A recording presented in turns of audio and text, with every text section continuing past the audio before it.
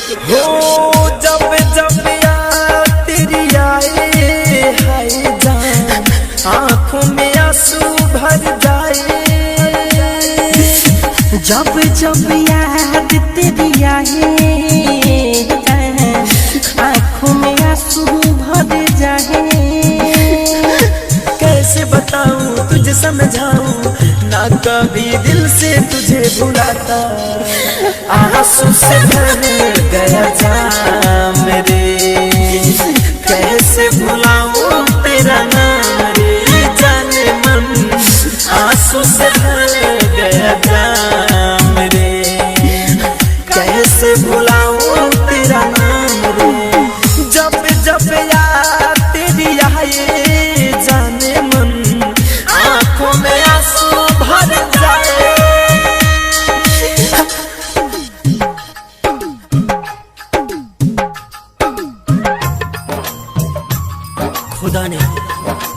खुदा ने हमसे एक खता करा दिया, खुदा ने हमसे एक खता करा दिया। मुझे सलीम को तुझे अनारकली बना दिया। कहा कि जाओ ए मेरे अजीजो, जन्नत में प्यार का गुलशन खिलाना। कमबख्त तेरे इश्क ने मुझे शमशान पहुंचा दिया।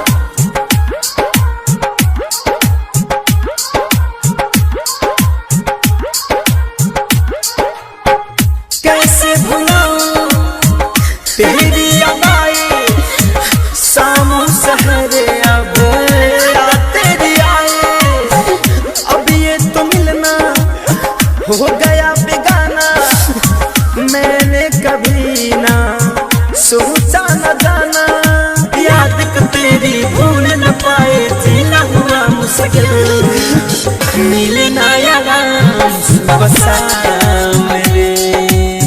कैसे भुलाऊं तेरा नाम रे जान, आंसू से भर गया जाम रे। कैसे भुलाऊं तेरा नाम रे।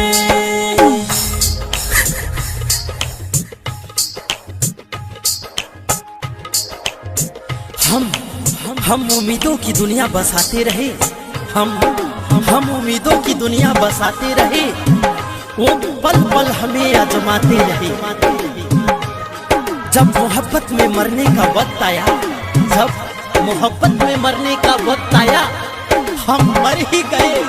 वो मुस्कुराते रहे, वो मुस्कुराते रहे। हो तोड़ दी दिल को मेरे सनम ने, बहुत रुलाया अब तेरे गम ने। प्यार की ये मेरी ये है कहानी, हंसते ही आँखों में भर दिया पानी। लाइटर केस में तो धमकाए, श्याम को छोड़ दिए कमरे, आंसू से भर गया जाम रे।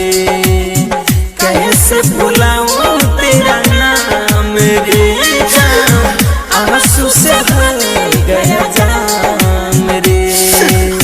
कैसे भुलाऊं तेरा नाम रे। जब जब याद तेरी आए जाने जा, आंखों में आंसू भर जाए। कैसे बताऊं तुझे समझाऊं, ना कभी दिल से तुझे भुलाता, आंसू से भर गया जाम रे। कैसे भुला